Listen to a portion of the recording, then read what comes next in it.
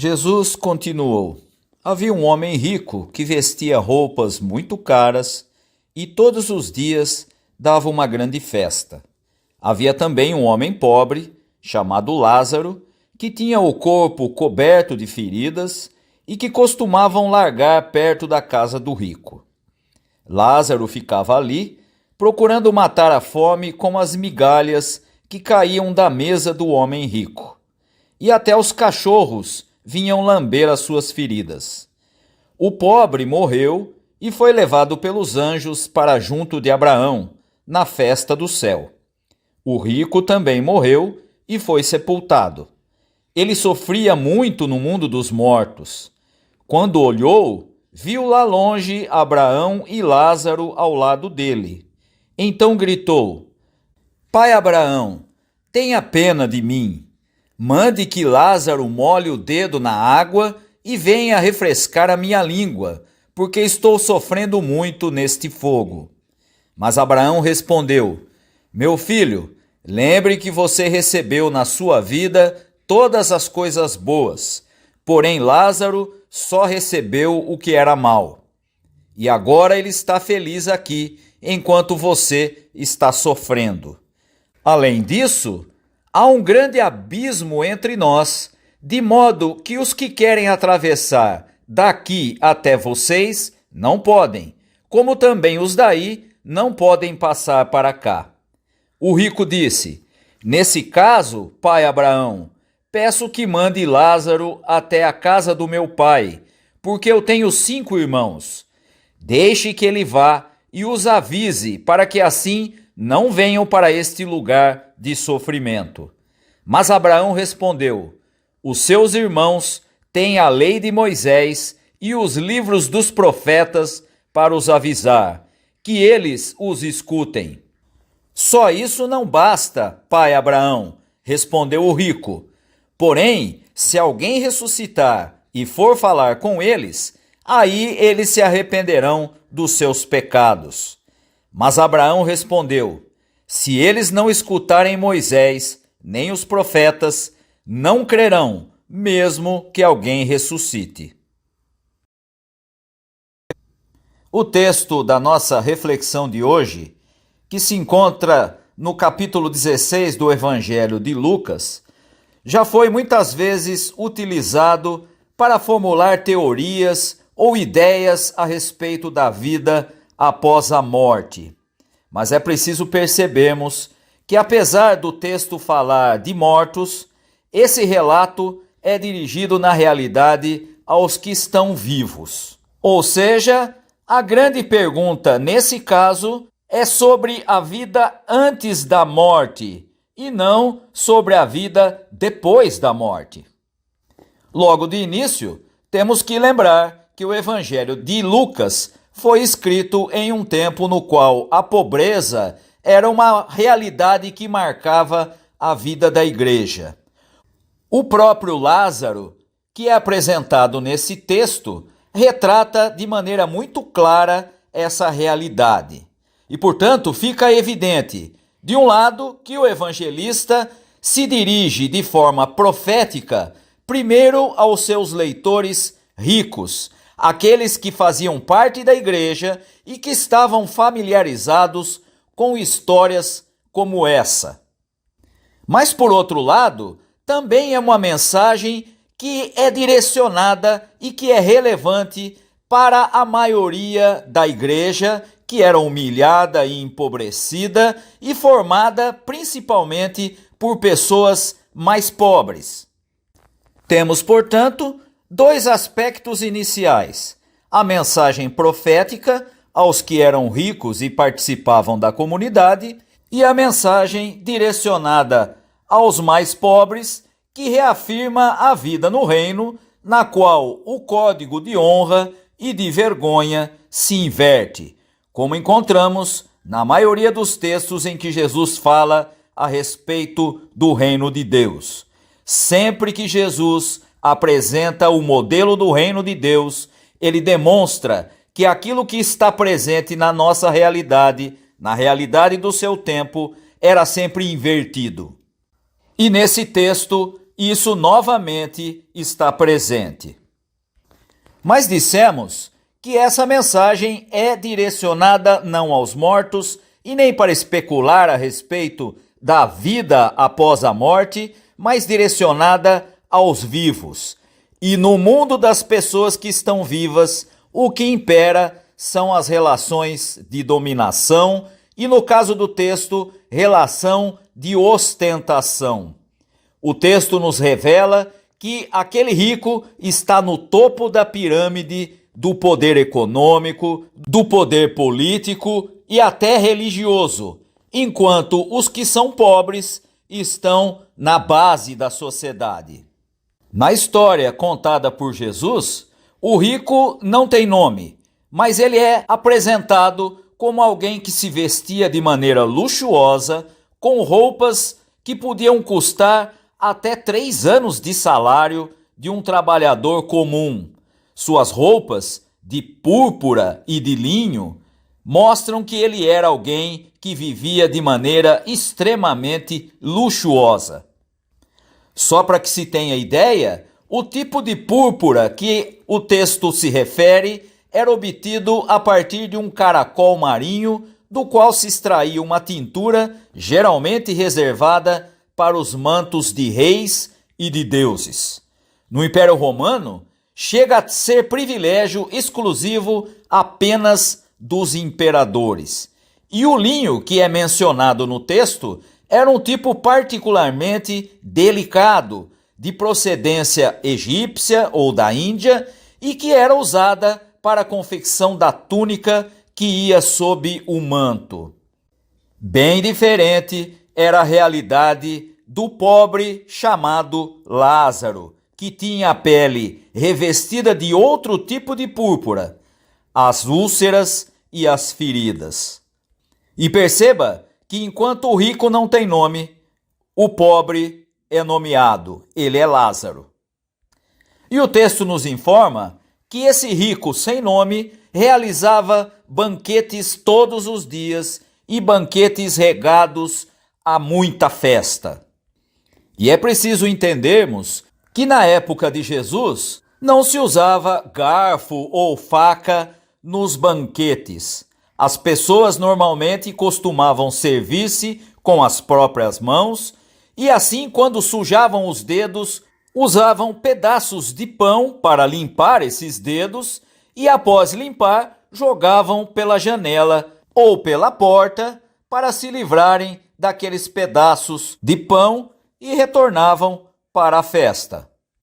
A casa descrita por Jesus nesse texto provavelmente era uma casa bastante luxuosa, o que se confirma pela referência ao pórtico, onde ficava Lázaro à espera de receber algum pedaço de pão daquele que caía e que era jogado para aquela região. O pórtico é uma expressão que se referia a um local coberto que ficava na entrada de um edifício normalmente imponente, de um templo ou de um palácio. E normalmente, nessas casas, o cenáculo, que era a sala usada especialmente para as ceias e para os banquetes, ficava em um piso superior.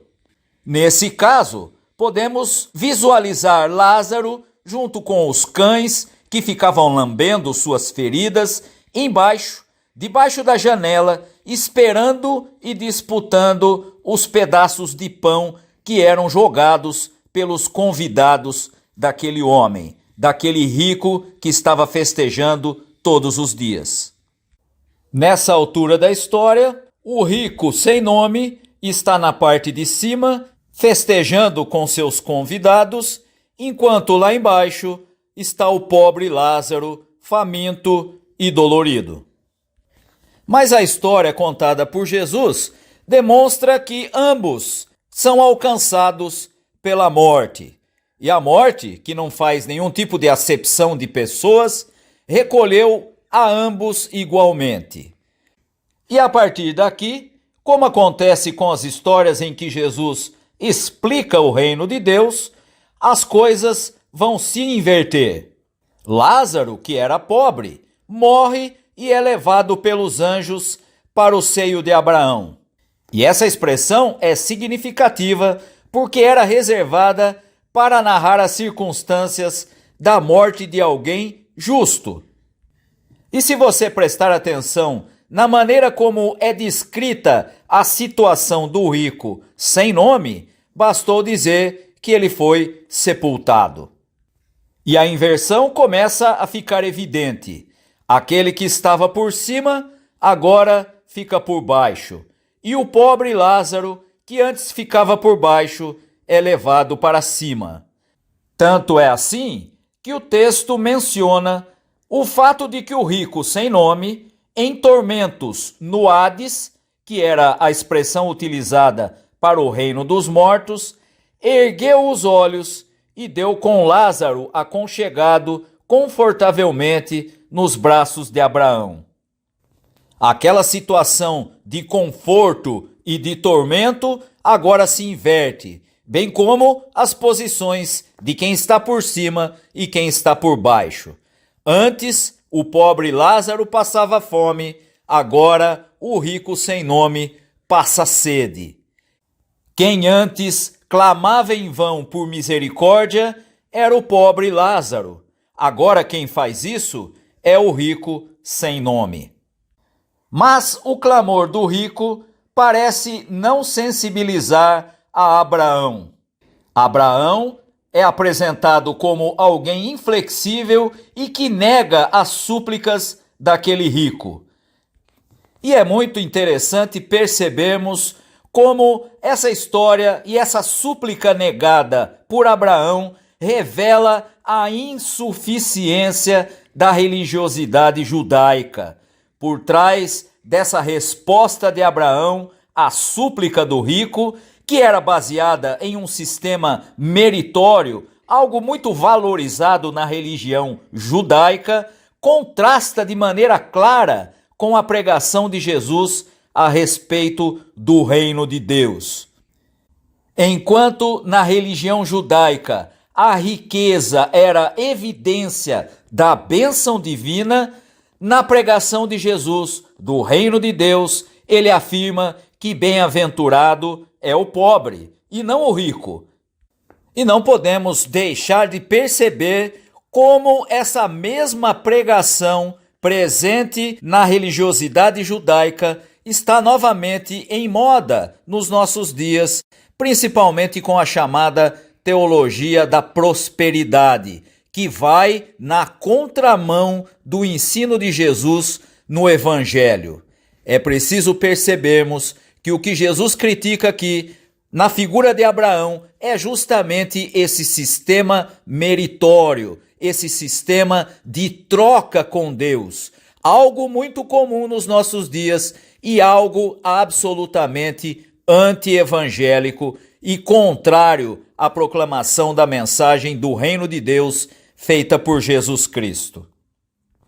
E um detalhe interessante a se notar é que o rico vai fazendo com que os seus pedidos, com que as suas súplicas se tornem cada vez mais brandas. Ele começa pedindo algo para si mesmo, quer aliviar a sua sede e se humilha suplicando a quem passava tanta fome no reino dos vivos.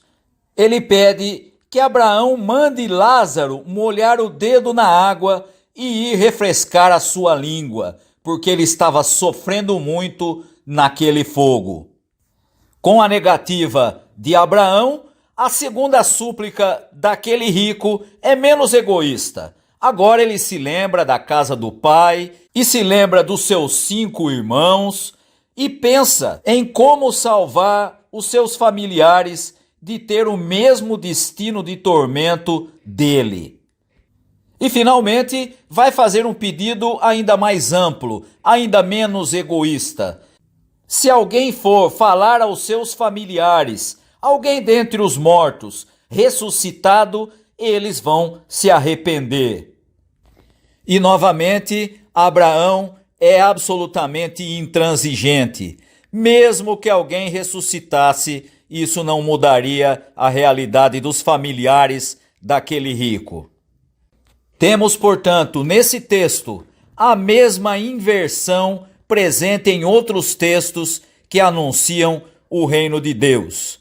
Vemos isso em textos como o Cântico de Maria, como as parábolas, como o texto do fariseu e do publicano, da oferta da viúva pobre, entre tantos outros, em que os últimos se tornam os primeiros, em que o maior é aquele que serve, em que o maior passa a ser uma criança, em que aquele que perde a sua vida, na realidade, vai ganhá-la.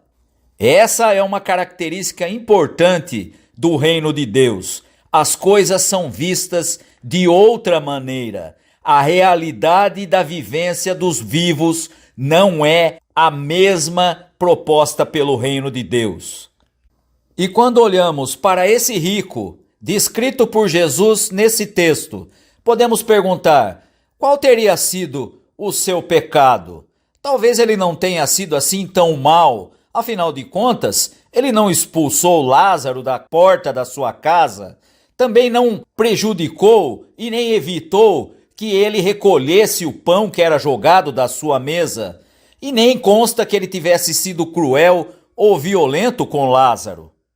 William Barclay, estudioso do Novo Testamento, afirma que o pecado do rico foi não prestar atenção a Lázaro, foi ter aceito Lázaro meramente como parte da paisagem, foi haver pensado que era perfeitamente natural e inevitável que Lázaro estivesse abandonado à dor e à fome enquanto ele estava curtindo a sua opulência.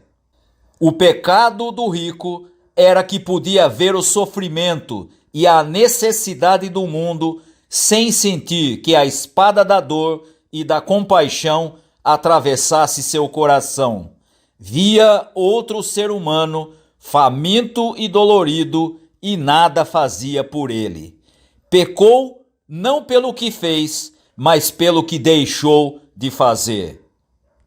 E quando pensamos nos nossos dias, nas nossas comunidades de fé, precisamos perceber que essa narrativa de Jesus toca diretamente a todos nós, quer sejamos como o rico sem nome, quer sejamos como o pobre Lázaro. O Evangelho nos adverte quanto às relações injustas, às relações assimétricas e quanto aos nossos códigos de honra e de vergonha.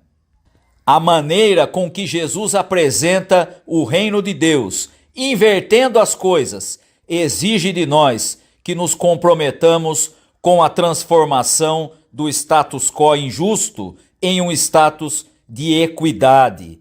É nosso dever promover a conversão de toda e qualquer relação de dominação e de opressão, a começar pelos espaços domésticos, pelos espaços privados, onde talvez os maiores abusos sejam cometidos nos nossos dias.